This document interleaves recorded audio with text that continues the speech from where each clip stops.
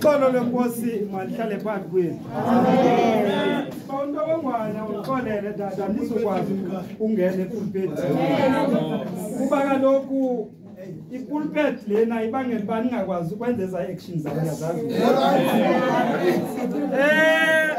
Ndiyanibulisa nonke bazalwane. Yeah. Inkokheli zonke. Ngegama elihle lika Yesu Kristu. Ilizwi lethu lanamhlanje sizalufumana pha kuLuka 23 ivesi ngu46 isihloko ndaba ukubethelelwa emnqamlezweni. Siya ke ngokupha ku46 pha emveni kwekoma. Yes God. Ithi ngolhlobo apha ndiyawunikela esandleni sakho umoya wami. Uthe ukuba etshilo waphuma umphefumlo. Nkosi yona yodwa esemazulwini mayisikelele ufundwa kwamazwi wayo ngokube nginaphakathi. Amen.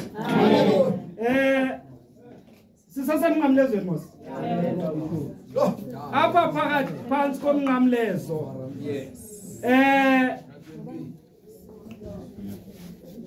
Ngamajonodwa ashekileyo mntakankohla. Abantu bamkile ngenxa yobumnyama. Ngoku ngawo amajoni azawugqibezela umsebenzi wawo. Ngoku usemveni kwento bangaba kumnyama kuphanga bo 3 mntakankohla. Elixesha eli lixesha kwaJuda ekudla ngonikelwa ngalo. Khongosi mahlala phakathi kwethu. Ngoku libe lixesha uYesu emkhwazayo uThixo. Ngoku uthi uYesu Bawo, eligama lithi Bawo mntakankohla lisetyenziswa ngumntana xa ebizwa uyise ebonakalisa inhlonipho kuyise. Akalibizi komnye umuntu. Akalibizi komnye umuntu. Loo nto leyo ibonakalisa uthando nenzondelelo kuyise. Ngoku uYesu uthandaza umthandazo owawufundiswa nguMaria esesemncinci xa umntana womJuda ezawulala uthandaza lo mthandazo. Yiyo loo nto ke mntakamphumanto ingelilo ilizwi lokugqibela eli lithi nxaniwe. Kuba ilizwi lomthandazo. Uthi ngoku Yesu uyathandaza uthi ndiyawunikela kuwe Bawo umoya wami. Ngexesha uYesu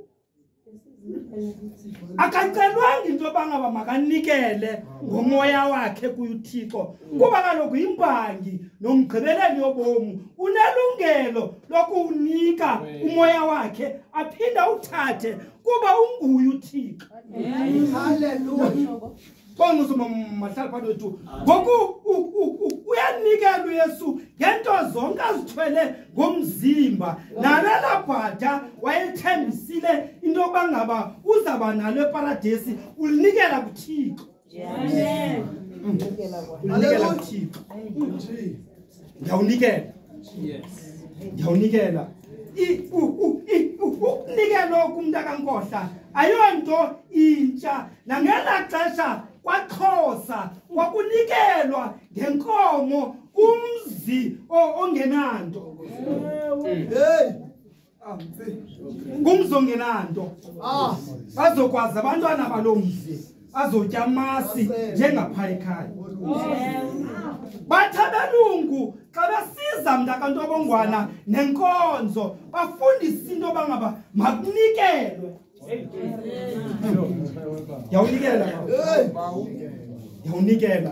Ukunikela ku ndakandobongwane kuyinto yayisenziwa nandulo kuba kaloku abalevi bathathwa nguThixo wababeka etempileni kuzokwazi noba ngakuseviswe mna nawe. Aba baleva babephila zile minikelo kuba uThixo walawula wathi inyama ethile nenyama ethile ithatheni. Yiloo nto ke eyabethonyana baka-Eli kula minikelo yayinikelwa babedlala ngayo bengenzi ngendlela uThixo bekufanele babenza ngayo. Ndiyawunikela. Ndiyawunikela. uYesu ukunikela kwakhe bazalwane akacelwanga muntu. Yiloo nto namhlanje ndakandobongwane kufanele sinikele kuye uThixo ngamandla wethu nangomoya wethu ukuze sizwe sisinde. Ndiyawunikela. Ndiyawunikela bazalwane. Masinikeleni bazalwane. Ngenye imini mntakankohla uYesu uzekelisa ngomfazi othatha idenariyo yokugqibela wanikela ngayo. Kwale kunabantu abanikele ngento zonke wabuza noba ngaba ngophi na onikeleyo. Kwathiwa kuba yena ebencamile. Bencamile njengomsamariyakazi ndangankohla owakhe wancama zonke ngenxa into yoba ngaba embona into yoba ngaba unqwelekekile wamthatha wamsa wathi loo nto niyifunayo sizawunika. Thetha ngonikela thetha ngonikela ungathi uhlele endlini umakhelwane akananto wena nabantwana bakho ninento zonke awusajongi nalapha umakhelwane unikele kuye. Hayi yanikela. Yanikela bazalwane. Yini bishop? Yanikela bazalwane.